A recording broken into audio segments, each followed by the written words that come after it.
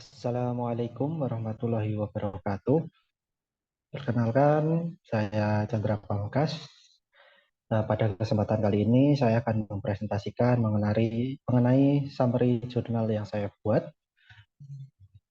Summary yang saya buat berdasarkan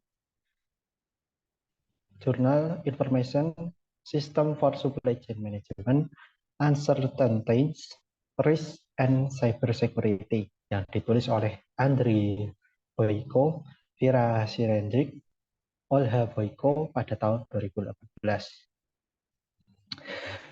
Untuk yang pertama, abstrak.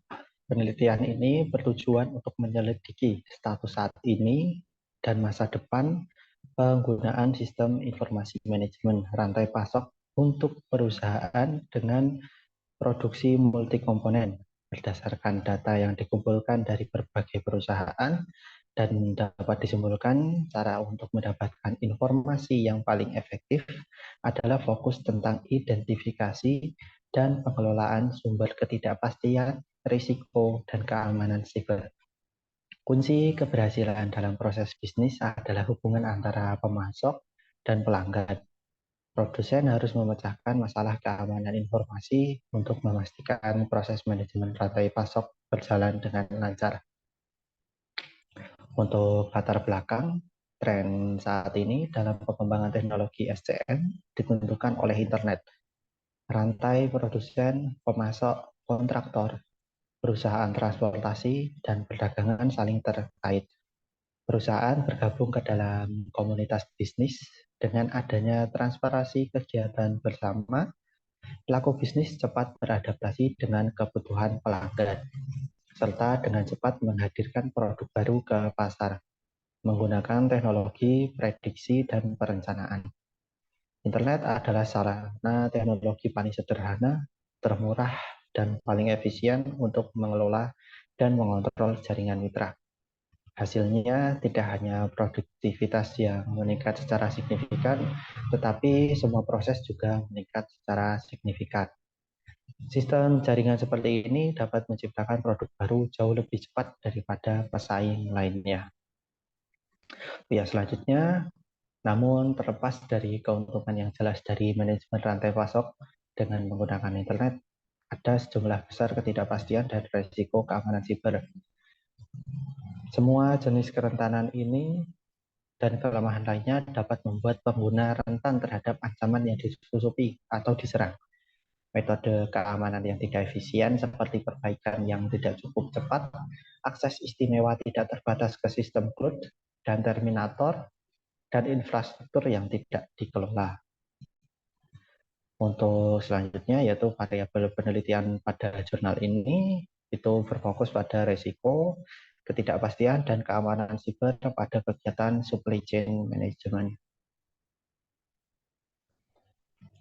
Hasil penelitian ini dari jurnal ini mengusulkan pendekatan baru untuk identifikasi dan prediksi risiko dalam kondisi yang tidak pasti. Mengusulkan solusi kompleks untuk mengamankan data dalam sistem informasi untuk manajemen rantai pasokan.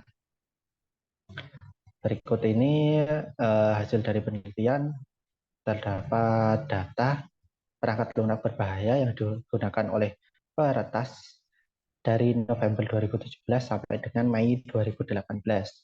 Untuk yang jenis ancaman ada Trojan Rovers, itu jumlah instansi yang terkena serangan ada 32.737 instansi, malware ada 23.979 jumlah instansi yang terserang, Trojan Redacted browser ada 23.727 jumlah instansi yang terserang, Trojan bootloader ada 17.635 instansi yang terserang, kemudian ada heuristic algorithm of Trojan bootloader ada 15.148 instansi yang terserang, PUA and suspect binary files ada 12.510 instansi yang terserang, kemudian ada browser redirection, ada 8.428 instansi yang terserang, kemudian ada PEG ada 3016 jumlah instansi yang terserang, dan yang terakhir virus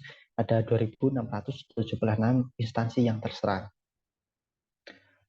Kemudian hasil dari penelitian ini akan memberikan contoh tentang contoh serangan web. Untuk yang pertama, itu ada spyware. Spyware yang menyamar sebagai PUA adalah perangkat lunak yang secara diam-diam mengumpulkan informasi tentang pengguna aktivitas komputer. Biasanya diinstal di komputer tanpa sepengetahuan pengguna. Dalam penelitian ini, spyware dibagi menjadi 3 kategori besar. Yang pertama itu adware, yang kedua monitor system, dan yang terakhir yaitu Trojan. Contoh serangan spyware yang ada di jurnal yaitu untuk yang pertama, mencuri informasi pengguna dan perusahaan, termasuk data pribadi dan informasi hak milik atau rahasia lainnya. Yang selanjutnya, mengurangi efektivitas perangkat keamanan dengan mengubah konfigurasi dan pengaturannya. Kemudian menginstal tambahan perangkat lunak dan menyediakan akses ke pihak ketiga. Spyware juga berpotensi mengeksekusi kode arbiter dari jarak jauh yang memungkinkan peretas untuk dapat sepenuhnya mengontrol perangkat yang disusupi tersebut. Untuk yang ketiga, contohnya serangan spyware yaitu meningkatkan jumlah infeksi.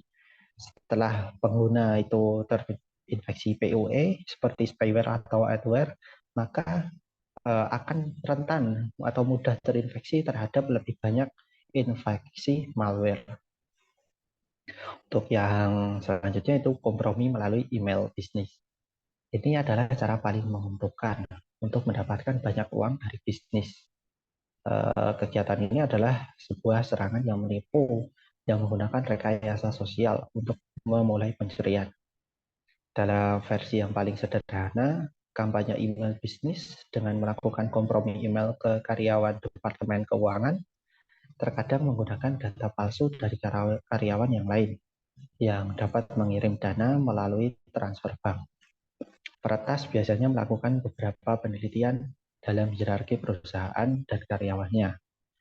Sebagai contoh, dengan membuat email dari CEO atau atasan yang lain untuk mentransfer pembayaran non-tunai ke calon mitra bisnis atau pemasok. Pesan yang dikirim dibuat agar memotivasi penerima email tersebut untuk mengirimkan uang. Yang biasanya akan dikirim di bank asing atau akun yang dimiliki oleh penjahat di dunia maya. Karena pesan yang ditujukan untuk mengkompromikan itu, email bisnis tidak berisi dengan tautan-tautan jahat atau tautan yang mencurigakan.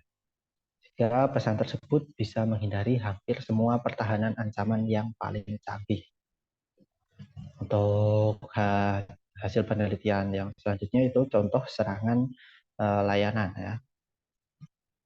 Untuk yang pertama yaitu layanan DevOps. Terlepas dari kenyataan bahwa SCM adalah IC berpemilik, SCM biasanya menggunakan DevOps gratis atau jasa shareware yang gratis juga. Yang dimaksud adalah teknologi seperti Docker, MySQL, MariaDB, dan DevOps itu sendiri. Layanan seperti DevOps sering rentan karena tidak diterapkan dengan benar atau sengaja dibiarkan terbuka oleh penggunanya. Sekitar 75 server CouchDB dapat diklasifikasikan sebagai terbuka secara maksimal, dapat diakses melalui internet dan tidak memerlukan autentikasi.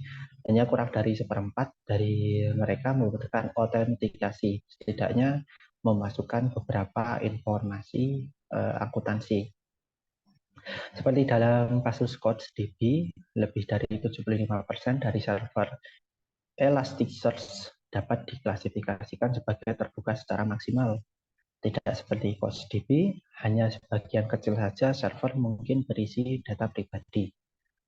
Kemudian Docker adalah platform perangkat lunak yang operatornya membayar di awal untuk menaruh perhatian besar terhadap keamanan.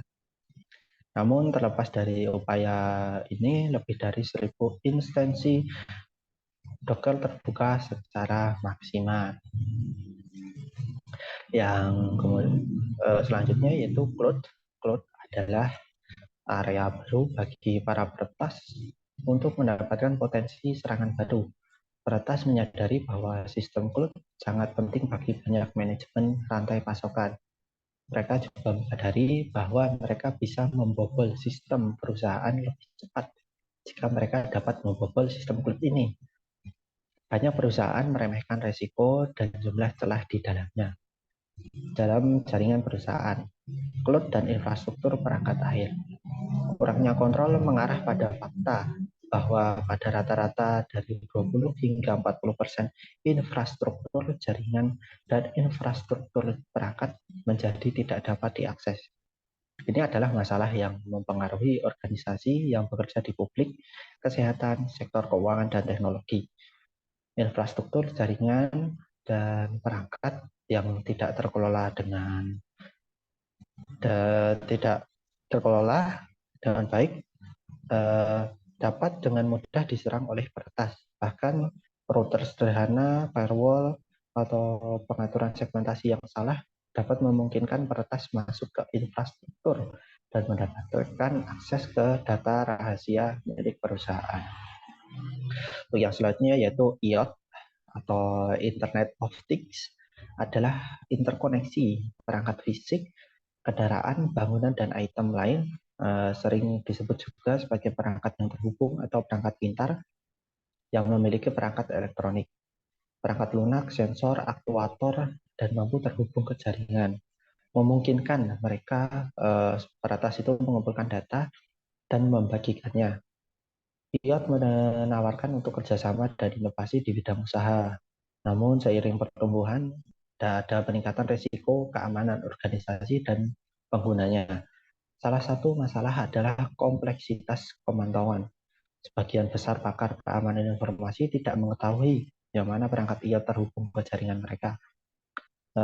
Banyak juga perangkat yang sudah tertinggal jauh dalam hal keamanan. Contohnya dari sistem desktop memiliki perbaikan kerentanan yang bisa memakan waktu berbulan-bulan, bahkan bertahun-tahun.